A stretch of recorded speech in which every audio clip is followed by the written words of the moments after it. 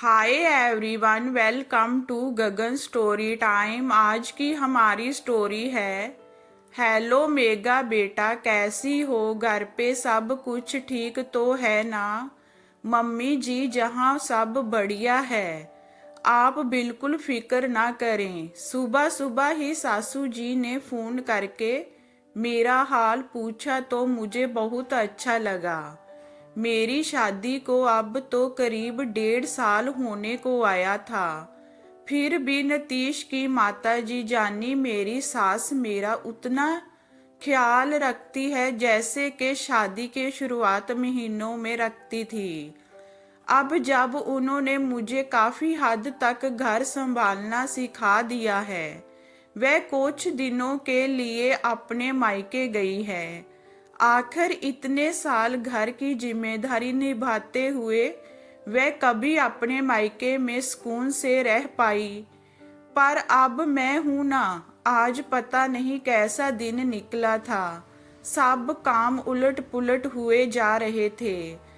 आज सुबह जरा देरी से आंख खुली। ससुर जी को चाय नाश्ता देते देते नीतीश के ऑफिस का समय हो गया, तो उनका टिफिन में सैंडविच बनाकर दे डाली।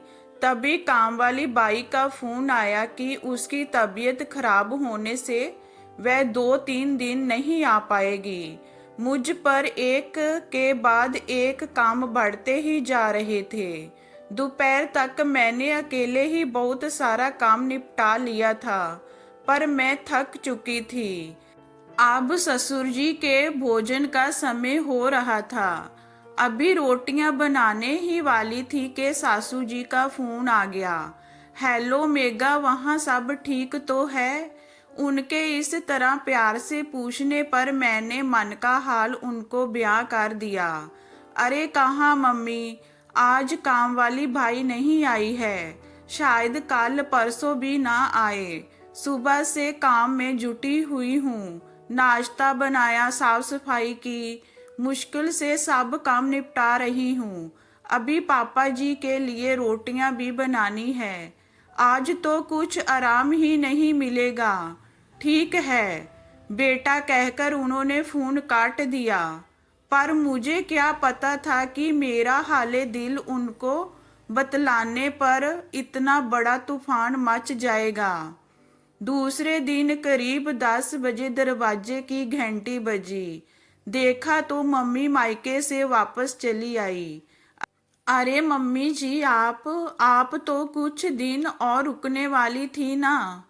हाँ बहू रानी, रुकने वाली तो थी, पर तुम तो जानती हो काम वालियों के बिना घर कहाँ चलता है, सो वापस आना पड़ा।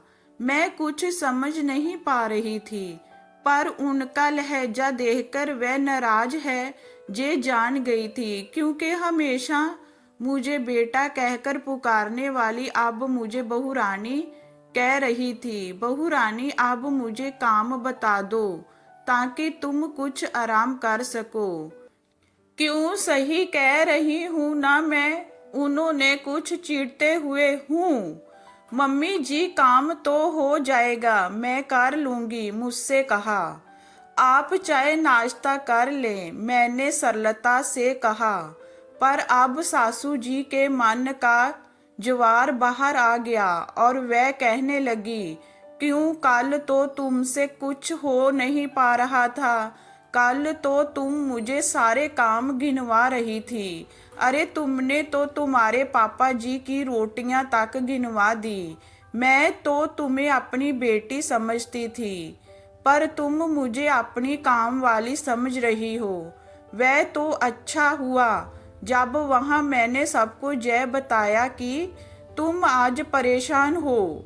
तब उन लोगों ने मेरी आंखें खोली कि मैं नहीं हूँ, इसीलिए तुम परेशान हो, क्योंकि तुम्हें सारा काम करना पड़ रहा है। तभी तुम मुझे सारा काम सुना रही थी। अब मैं पूरा माजरा समझ गई थी।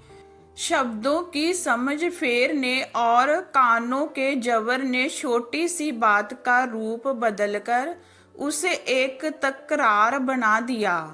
मैंने बिना किसी गलती के इस गलत फहमी के लिए माफी भी मांग ली, पर फिर भी एक टीस सी है।